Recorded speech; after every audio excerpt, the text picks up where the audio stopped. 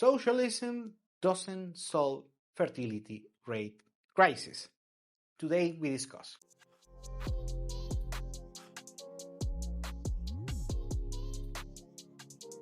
Something that I'm seeing right now, and this is a worldwide crisis, is the collapse of the fertility rates worldwide. And you can see the charts, and they are awful. Let's first explain what a fertility rate is. It's basically the average births per woman at any given country. In order to sustain a population and have a nice demographic, you need at least 2.1 births per woman. That is what is known as the replacement rate.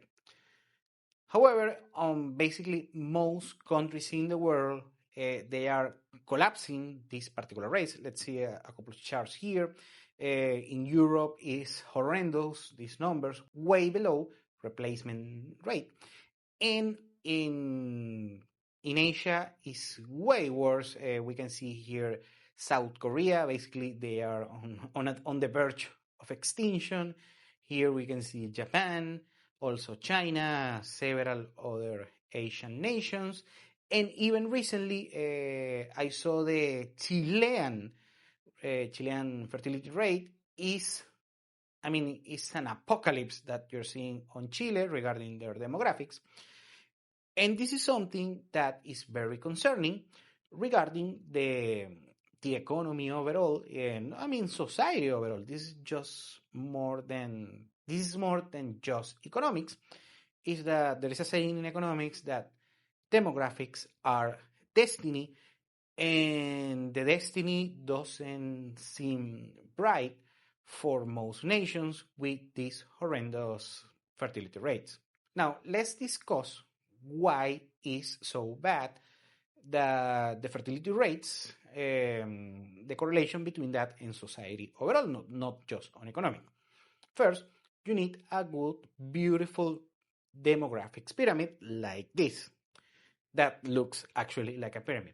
And of course, you want a thicker bottom because you have a bunch of young people. And then you don't want so much, elderly people. Of course, I love my grandpas, and I know you guys love your grandpas as well. But sadly, for macroeconomic reasons, is not as great. You want, I'm not saying that you should, end your granny or something like that, but you need more younger people compared to the elder people. Why? Because on economics, you need very young people that they are going to acquire skills.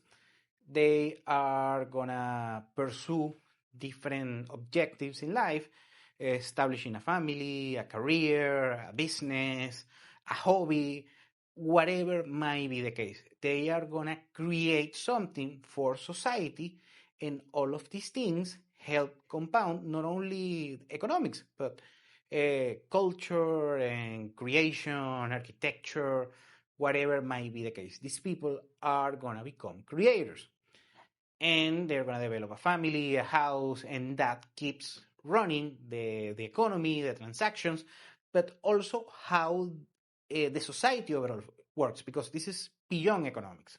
Now, why we are having these very low fertility rates worldwide? There are many reasons, and we can point societal issues or economic issues and many reasons. Now, on the short term, if you are short-sighted doing the analysis for demographic development at any given country, you're going to pinpoint to the economics, and that affects a lot. But it's way far from just the economic part, because historically, most people are being poor, and still they end up having large families. So poverty is not the reason. Actually, you can make the argument that the more poorer is the society, the fertility rate is actually higher. In countries like in Sub-Saharan Africa or India, the fertility rate is actually is higher compared to Western countries, and these particular countries are, on per capita terms, very poor. Now, something that happens that is usually even very poor people or actually very rich people are the ones that are having the kids. Mostly the poor people, but also the rich people.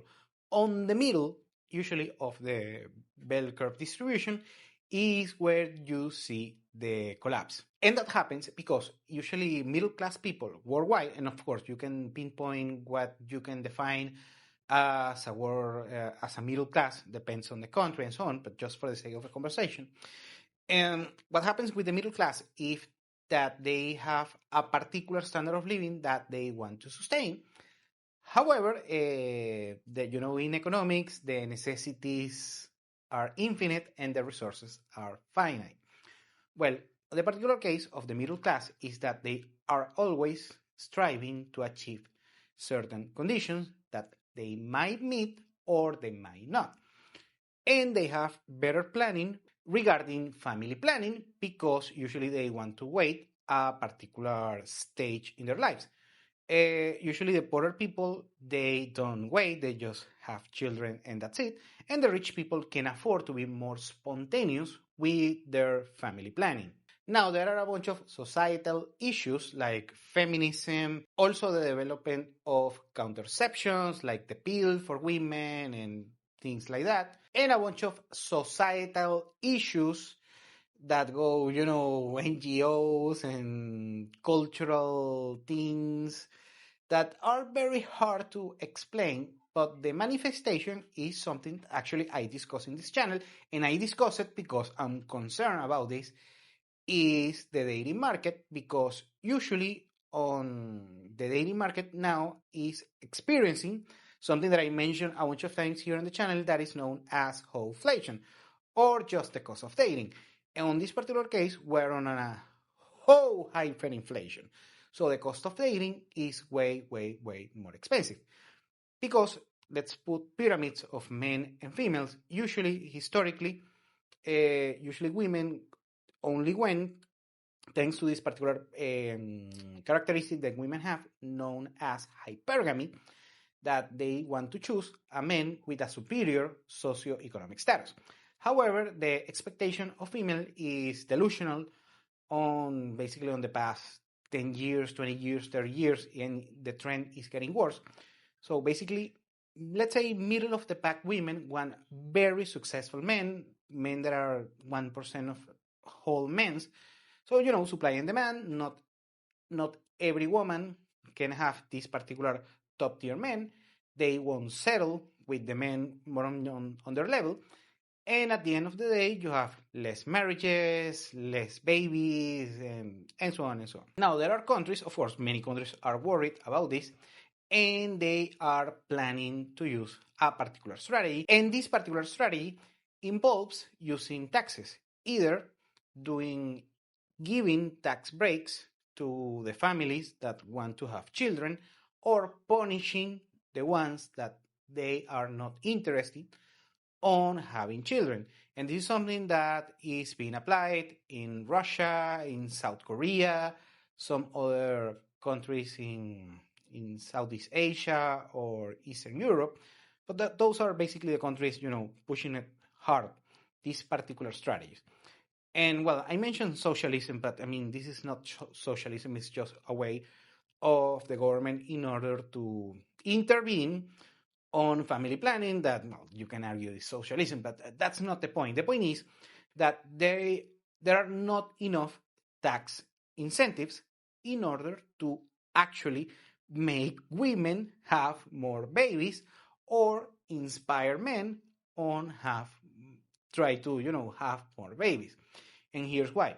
Yet again, we have to explain this is not an economic issue, this is a psychological issue on women and their hypergamy.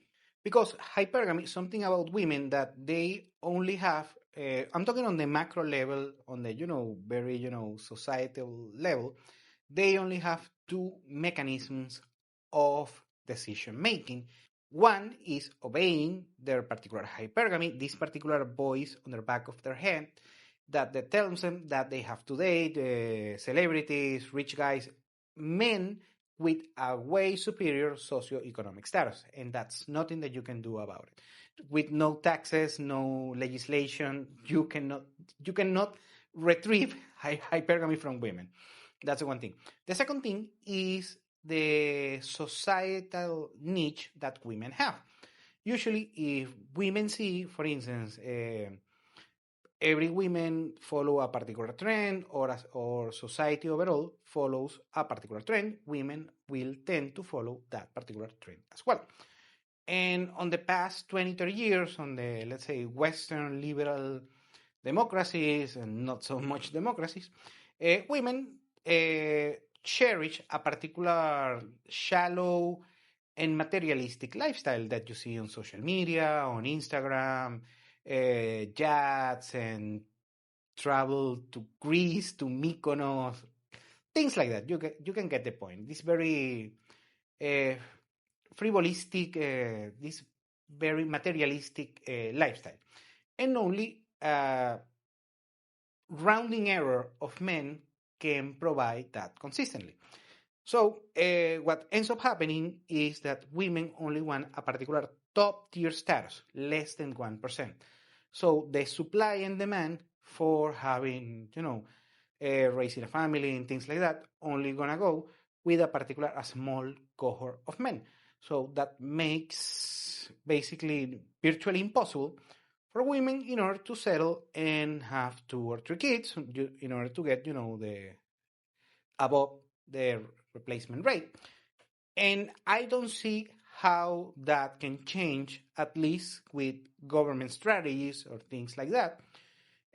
We have to think here outside of the box. So, for instance, if you're watching this from a particular government like South Korea, you can drop everything that you're doing right now, because with taxes and legislation, you're not going to achieve it. You need very creative ways in order to actually improve the conditions in order to raise the replacement, the fertility rates, the replacement level. Believe me, I've been working on this basically almost a decade, watching every study, every data, every statistic possible in order to actually come up with the best strategy in order to avoid, a collapse, on a demographic collapse. Even Elon Musk is trying to work on this thing. I think I'm ahead of the curve on Elon on this regard, just on this regard, because I'm not sending rockets to Mars or something like that. Well, anyways. So even Elon Musk is concerned that the American empire, as he calls him, can disappear because just like Rome, actually the Roman Empire disappeared, and one of the reasons was the population collapse, the demographic collapse. And he's worried that America can go through the same process. Now the issue is that the rest of the world is going through the same process. What it changes is the rate on how it's going on. So at the end of the day, in order to solve this particular issue, we need to think way outside of the box, using both traditions, societal traits, but also technology. Thank you for watching Continental Insider. Please like, share, and subscribe. Follow us on social media, and if you want to work with us, continentalinsider.com. Thanks again, and have a nice day.